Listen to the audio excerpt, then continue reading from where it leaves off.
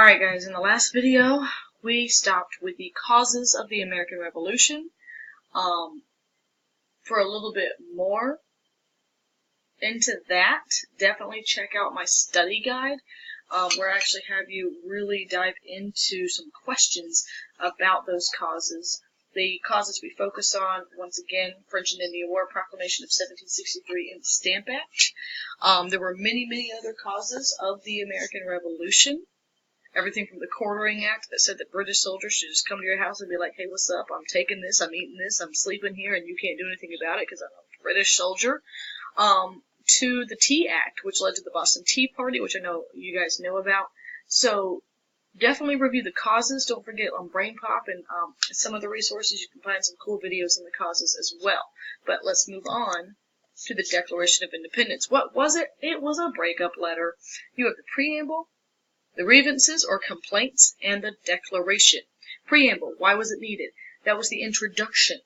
That's when the colonies are saying, hey, Great Britain, guess what? We're over this. You treat me bad. We don't need to be together anymore, even though we've been together for a long time, because you're not treating me right. The grievances were the complaints, basically saying, alright, so you make me pay for everything, you taxing me all the time, but I don't even get to choose where to eat. I don't even get to, make decisions in this relationship, even though I'm literally paying for all your mistakes.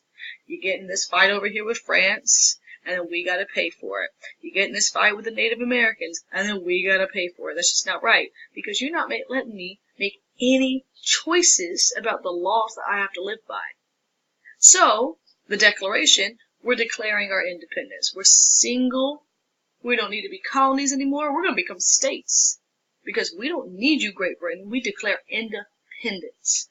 It was a breakup letter, guys. And remember, guys, the preamble was the part that said we hold these truths to be self-evident. Make sure you can find a student version of the document if you want to read that whole part.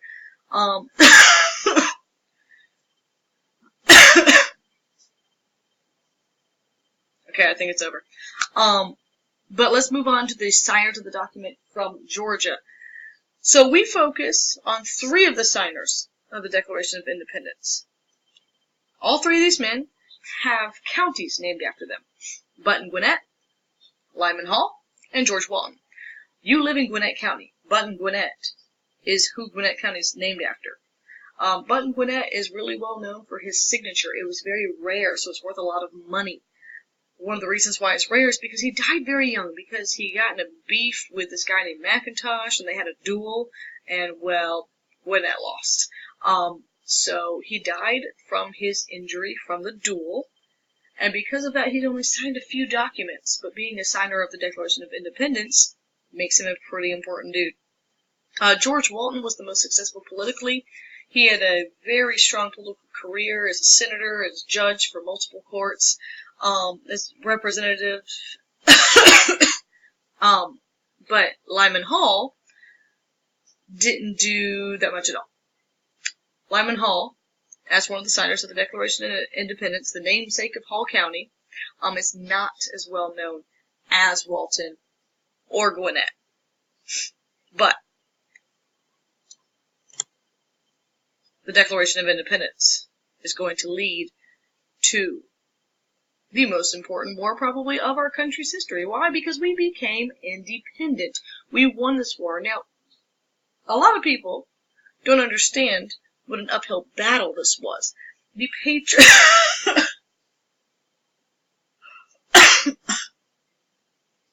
I promise you I'm okay.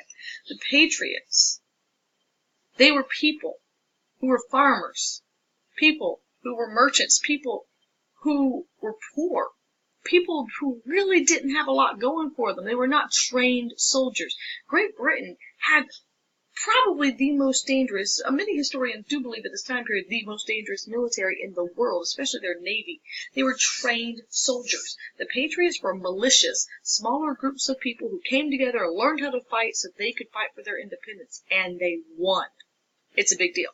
A loyalist was a person who wants the British to remain in control of the colonies. They do not want independence. We had a lot of loyalists in Georgia. Patriots were the rebels, were people who wanted that independence, wanted freedom from Great Britain. And don't forget another word for loyalist, Tory, the Tories. In Georgia, we had two significant battles, the Battle of Kettle Creek, which took place near Washington, Georgia, and the Siege of Savannah, which was in Savannah. Now, the Battle of Kettle Creek was led by their commander, Elijah Clark. And the Battle of Kettle Creek also had a really cool story with Austin Dabney. Austin Dabney was a slave who was forced to go fight in this battle because his master could not do so. Well, he gained his freedom. So even though he was forced to fight because of his heroic actions, he gained his freedom through this battle. And the man that he saved became really good friends with him. So he, in the 1700s, ended up with his own land, and was out of slavery almost 100 years before slavery was made illegal in our country. So really, really cool story from the Battle of Kettle Creek. The victory was very important because it boosted the morale of the patriots in Georgia. The rebel militia started winning even more smaller battles throughout the countryside. They gained supplies, they gained information, and the loyalists, or the Tories, started losing more in the Georgia countryside. So we're not talking about big battles, we're talking about small skirmishes. And the Battle of Kettle Creek was cool because they were outnumbered, but they found a way to flank them, that means go around on the sides and surprise attack them from the back so that they could have a leverage in the battle, and it worked. They won. Siege of Savannah, on the other hand, not so great. The British...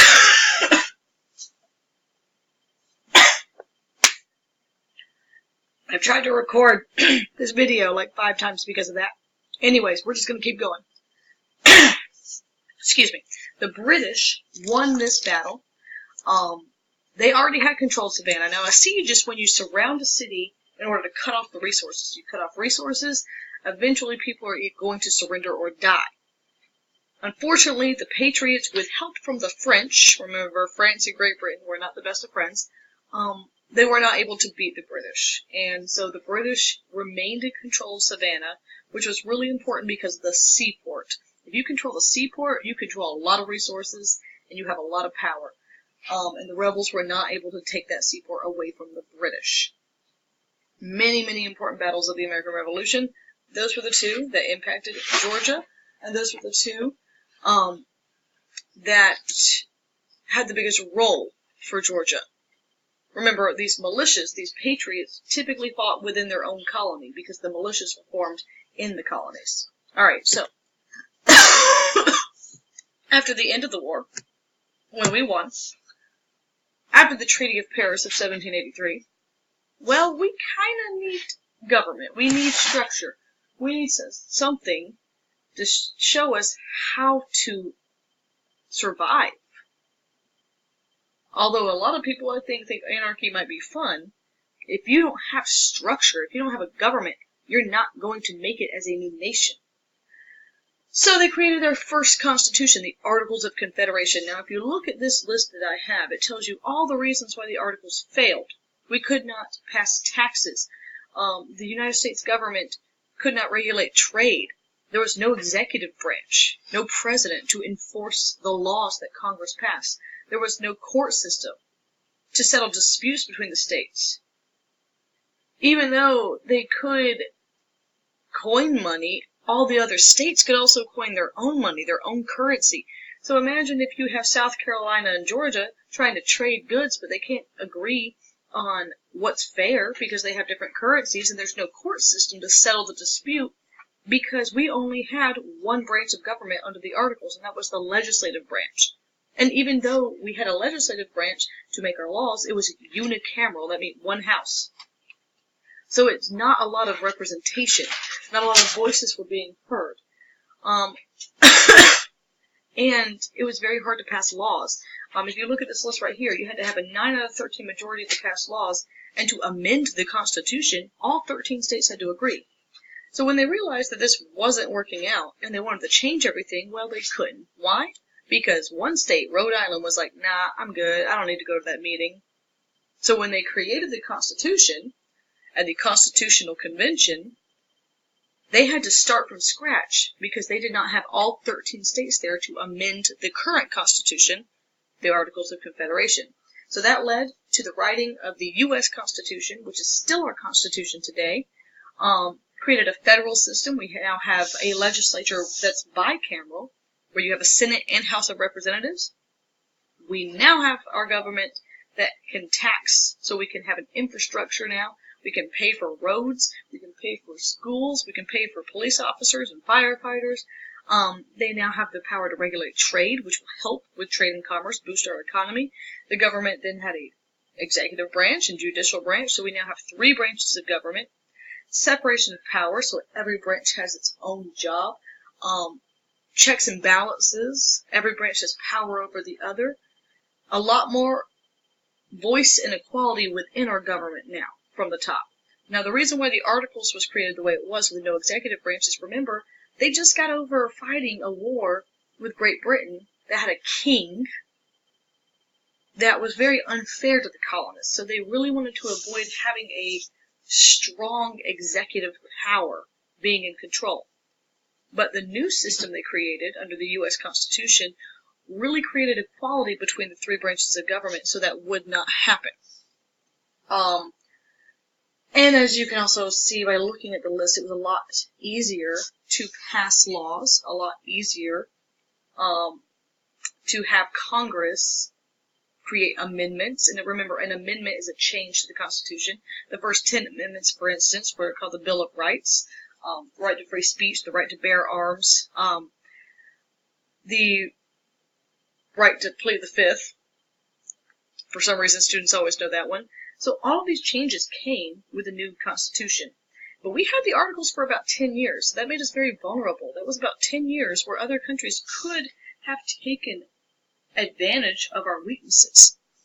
Alright. So, if you don't understand the Articles and Confederation as much, especially since I have this chart on there, please send me questions. Just make sure you understand the weaknesses and how the U.S. Constitution fixed those weaknesses. Alright? Now, I'm going to stop right there before we move on to westward expansion. Or don't forget, if you have any questions, just send me an email in eClass or ask me tomorrow.